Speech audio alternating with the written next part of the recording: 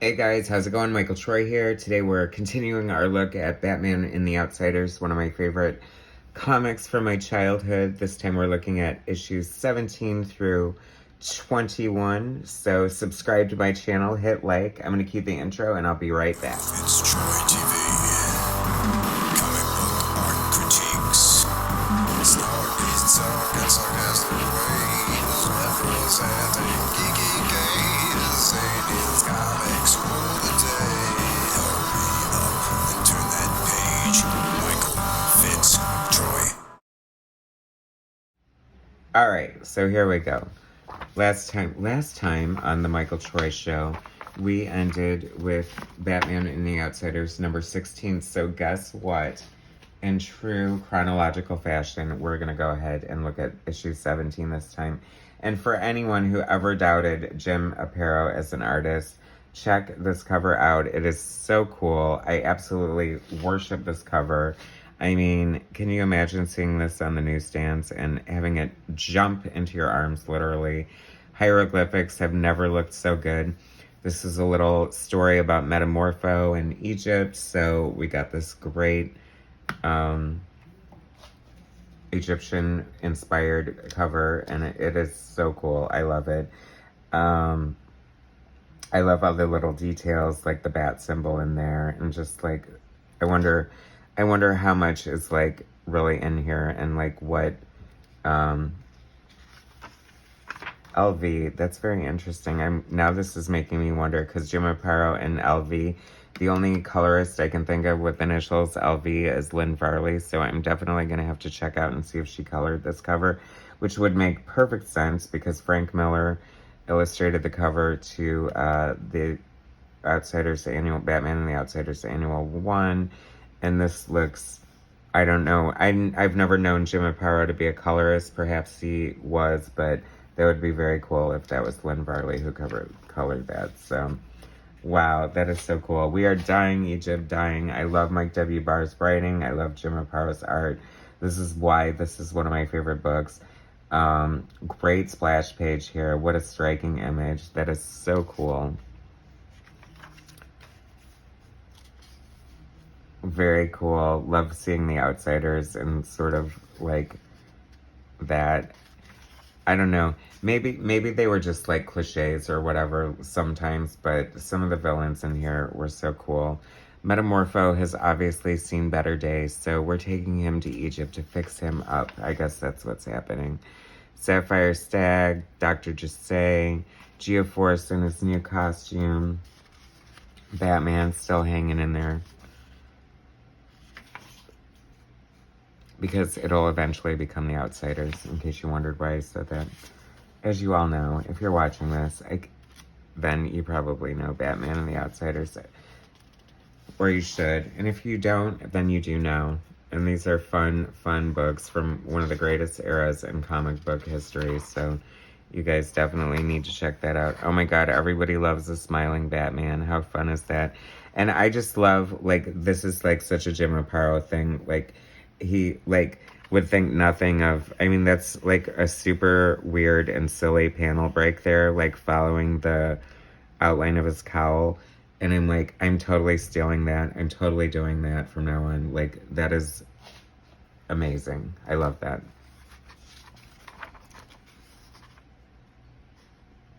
I feel like, you know, one of the fun things, especially if you helped in creating, like, I was reading something recently, and I think it's, like, basically, like, X-Men comic books. They just stand around and talk. Like, nobody uses their powers. It's all about, like, being sassy and having attitude and going to the Met Gala and crap like that. And you just always see, like, the Outsiders, like, using their powers in different fun ways. And I thought that I've always appreciated that about this book for whatever reason. Very cool establishing shot there. I love it. It's funny how, looking back on this stuff, like, I find new appreciation in different things that appealed to me when I was younger and first reading it. Like, I don't think that would have stood out to me at the time. So, you know, and that's the power of a great comic book artist / storyteller, is, like, you know, sort of making something seem unobvious or easy. So that was issue 17. Guess what comes next, kids? The number after 17, as my friend Winnie the Pooh might say. So, issue 18, Batman and the Outsiders. Great. Another great Jim Aparo cover. I love this metamorpho as some kind of pharaoh, which lends itself very well to it. Another great splash page. How great is that? Mike W. Barr, writer, editor, Jim Aparo, co-creators, artists, because Jim Aparo would pencil, ink, and letter, famously 1 page a day. Adrian Roy, colorist. It's funny because this is a perfect example of a writer being a good editor for a book. Now it's like they don't want to pay inkers, but they have like 10 editors, and they're all like interns who have never read a comic book in their life or give a crap about comics, and then they wonder why people don't want to read them. It's like when people who love comic books make comic books, it's like you're trying to entertain yourself and excite yourself at the same time. You know, it's like now the editorial meetings are like, how can we, I don't know, put our social agenda in this week? Why can't we just tell a great story with great characters and have the social agendas fit in naturally where they need to be? I think that should be the only agenda of comic books, is to tell entertaining stories with great characters. I mean, you can work on the other stuff and have it be effective. God knows Chris Claremont did it for years and years and years. I mean, he definitely helped make me more socially conscious, I feel, in some regards. Aw, my little Halo. I love her so much. It's great art right there. Feels like Tom Mandrake. Interesting.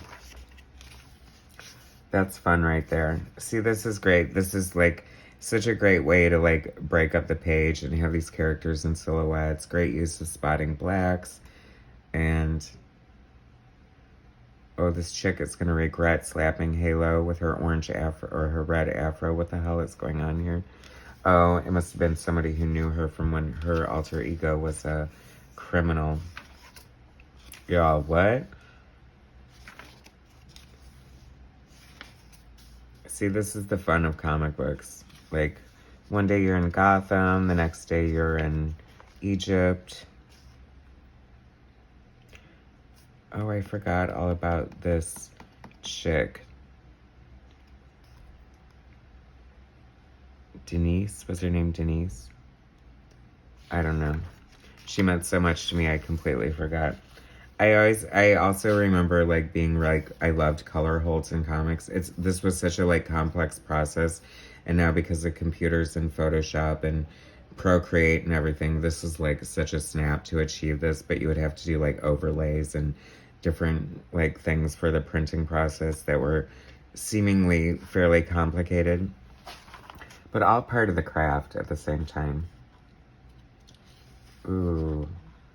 Oh no, she's taking a bunch of sleeping pills. See, here's your socially conscious aspects seeping into the natural progression of the story. Oh my gosh, I wish like after the storyline he just kept the headdress and the beard, because that looks awesome in the most ridiculous way. I mean, Metamorpho is kind of a ridiculous looking character to begin with, but I think Jim Aparo draws him well. I liked Alan Davis's version of him. And I think he's a cool character. So, if we're still counting in chronological order, after 18 comes issue 19. This is a fun cover. I always loved when comic books did like Christmas stories or holiday stories. They just always stood out as fun. Like, remember that fun Christmas story with Wolverine and Katie from Power Pack walking the streets of New York, where Wolverine was all feral? What says Christmas more than a feral Wolverine? I don't know. But this is fun. What a great design. I love it. Like, it just is so cool and captures so much. I mean, you've got this great, fun Christmas ornament telling us it's a Christmas story. And then in the reflection, you have Geo-force fighting Superman. And I'm instantly in love with Jim Aparo's version of Superman. How cool is that? Another great splash page. See, this is like what classic comic book stories all need is like you need to be immediately roped in, and I'm immediately roped in. I mean, Alfred opening the door to Halo, bum rushing him, like flying in looking for the Batman. How cool is that? Who's Afraid of the Big Red S? It's got a great classic comic book story title. They don't do titles anymore. They don't do sound effects. They don't do captions. No wonder people don't like comics. They aren't even recognizable as comic books anymore. Maybe I need to give up the ghost on that. I don't know. What do you think, guys? And of course, an ad for the Superpowers collection that always makes me nostalgic as I ramble and look on. I always loved when she changed her costume and that little effect there. Just little flourishes, because Halo does have easily one of the coolest comic costumes in comic books. And two of those, if there were like a top 10, I would say 2 go to Spider-Man for the red and black and the black versions of his costume. And then there's Guardian from Alpha Flight, another great design. Off the top of my head, and Halo. That's it. Just those 3. How do you like that? 4. Aw. Brian gave her a Halo necklace. That's so cute. I just love Jim Aparo's art so much. It did not appeal to me as much when I was younger because it was more like classic, traditional, just like comic book art. But that's what I love about it now.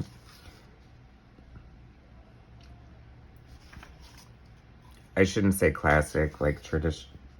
More like more old school, I guess, in a way. Denise, poor Denise, hanging on for dear life. And Brian, she's in love with Brian, and Brian's hanging out with Halo, and poor nerdy Denise took a bowl of sleeping pills that we all keep on our coffee table. Here comes Superman, looking kind of evil. What a great shot. I love that classic heroic pose. Now, if there's ever an argument to like want to change Superman's costume, you should just whip out Batman in The Outsiders 19 and say, I don't think anyone could ever do it better than this, so don't do it. Okay, so let's throw Superman in with our greatest costume designs. I kind of like all the Outsiders costumes, though. They just look so fun together. Even Black Lightning. What I love about Black Lightning is, I think this is from back in the day, like he had short hair, but then like when he was Black Lightning, he wore a bigger afro wig, so you couldn't tell it was him as much. I know that sounds crazy, and there's some truth into it, but, you know, I suppose it's his version of wearing glasses to disguise the fact that he's Clark Kent, because he's not Clark Kent. Also, fun to note is that, you know, each of these snow flakes, drops, whatever they are, had to be drawn hand, and now they can all do it with Photoshop and computer coloring. The craft of comic books has changed completely, and I just have such an appreciation for the olden days where you had a actual art board where you'd have to draw on it and ink on it and letter on it and not color it. They would color photo stats as to not ruin the original artwork. Thank goodness. All's well that ends well. Brian ends up in the hospital with Denise. I guess that's how it should be. All right. So number 20, and here we go. This is fun because it's The Truth About Halo Part 2.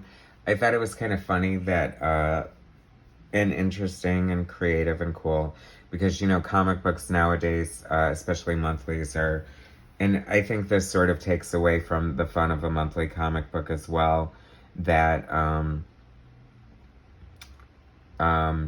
you know, they're designed now to be like long enough to fit into a trade. So most comic book stories are like 5 or 6 issues to give us a nice trade paperback, and they're sort of self-contained stories. Whereas back in the day, they didn't have trade paperbacks. They could have cared less about collecting them. and they just were out to, fill their monthly stories. And so we have The Truth About Halo Part 1 in issue 16, and then 4 issues later, we're getting Part 2. And then I think there's a break after that. I always found this interesting, and I wondered if this was a mistake or not. It looks a little weird with her hand here, like, that can't be right. Like, he must have spilled some ink or something. I mean, other than that, it's a great cover. I love how big Halo's figure is, and I've always loved, like, an action scene, but then, like, the floating heads of the other characters in the book kind of reacting to it. I think that's fun. The Truth About Halo. Cyanide. She's the one who killed Valerie Harper, not Halo. And if no spoilers, I won't tell you the truth about Halo completely, but if you know about Halo, you know what I'm talking about. The Truth About Halo Part 2, Death and Remembrance. See, once again, I love when they have titles for comic book stories, as they should. Mike W. Barr, writer, editor, co-creators with Jim Aparo, artist, who does the pencils, inks, and letters. Nancy Houlihan, colorist. Where's Adrienne Roy? Oh, well, maybe she was on vacation. And this is kind of fun. I just love the quiet moments, too. And we get to see, I think these are, Halo, Valerie Harper's parents. She went to live with them when she found out they were her real parents, even though they're not really her real parents in a way. Foreshadowing The Truth About Halo. Another fun villain, Dr. Moon. Well, that's not Dr. Moon, but the Outsiders always had, like, the best villains ever. I would love to see Jim Aparo's art. That's a fun, pretty sexy-looking Bruce Wayne there working out. It's like, don't you get enough exercise kicking the Joker's butt? Guess not. Very cool page here, and I'm glad there's no dialogue. It's funny, that shows the strength of Jim Aparo as a storyteller. He is a great storyteller. Like, everything just flows so naturally on the page.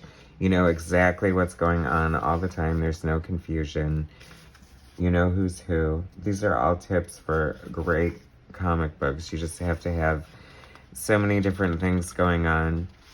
I mean, comic book art has always been dismissed as sort of a lesser form. Probably not so much in the past couple decades, maybe. I think people, obviously, they're a great source of, for films and things like that. So hopefully there's a new appreciation for it. But, a lot of comic book artists came from, like, advertising or a graphic arts background and sort of did comic books because they could get the work. And I don't know, it's just, it's such a craft. George Perez, one of my favorite artists of all time. This is such a beautiful cover. Oh my gosh. George Perez just did the most amazing, beautiful covers. The Truth About Halo Part 2. Such a great story. And then Jim Aparo left to work on the Outsiders without Batman series. And then Alan Davis wound up finishing Halo's origin. Oh my god. Oh my god. I just got chills. I haven't seen this page in so long, and that is so beautiful. I think this is Alan Davis's, like, first crack at drawing the Outsiders, and they look amazing. I instantly fell in love with Alan Davis's work. I love his old stuff. I love his new stuff. I mean, he's so great. Nobody can say that, well, they could, but I just love his stuff so much. I loved back in the day when he inked himself and just was a little more rough around the edges, and I don't know, that is just so cool. Way to whet our appetites for what is about to come. Life-changing. Okay, here's the last one we're going to look at today. And this one's kind of fun. It's 3 solo stories by different artists, giving Jim Aparo time to work on the new Outsiders book and bridging the gap between him and Alan Davis jumping on board next issue. And we do get an Alan Davis splash page.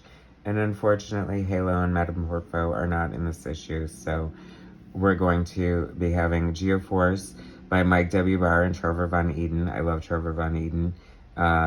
Katana by MWB and Jerome Moore. I love Jerome Moore. And I think I love Ron Randall too. The Roar of the Ghetto Blaster. Okay, so now this is great because we're getting 3 solo stories and they all have their own titles. Jaws for Gotham Zero. Oh my god, that's hysterical. Interestingly, they were going to make the 3rd Jaws movie like a comedy, like Airplane. And it was going to be called Jaws 3, People Zero, which would have been awesome. Katana, The Silent Treatment, and Black Lightning, The Roar of the Ghetto Blaster. I mean, come on, it doesn't get much better than that. And then this great page illustrated by Alan Davis. So much fun, and I love that she's pulling up the shade or down the shade. Great, great use of comic book storytelling. Oh my gosh, what did I do? Jerome Moore. I can't get enough of his art. He did so many things with The Outsiders, and I don't really have much experience with any of his art outside of The Outsiders. I don't know why. I don't know of any great runs he's ever done or anything like that, but I know that I've always loved his art when I saw it. Like, he just has such great draftsmanship and his just like a really aesthetically pleasing style. So I was always happy when he was like guest arting on something. That's fun. That's artistic. I love that. I love when artists do that. You know, that's something that you can only have in comic books, just sort of like framing the panel with her katana and then the bat symbol. Very fun.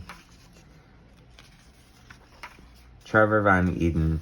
It's funny because I think thanks to Bill Sienkiewicz, I was definitely open more to like this sort of scratchy, sort of rough style. And Trevor Von Eden, I've always loved his art. I think it was like Jerome Moore. I was introduced to him through sort of guest arting on The Outsiders and backup stories and things like that. And I just always thought he had a fun aesthetic and like a good storyteller. And of course, there's the mechanical shark. I love sharks, so how can you go wrong here? You just can't.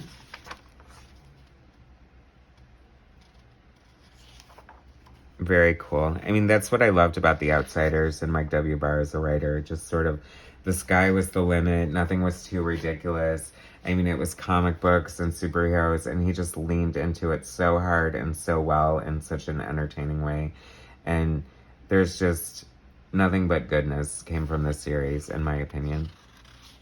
All right, so Black Lightning, The Roar of the Ghetto Blaster, created by Tony Isabella and Trevor Von Eden. So that's kind of interesting that he illustrated the Geo-force story.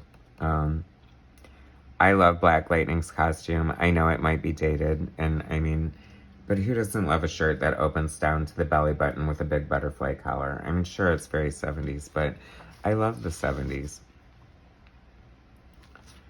Ron Randall, I do love his art, and I'm thinking, though, that I'm not crazy about... Oh, I was going to say I'm not crazy about the inker, but he inked it himself. So,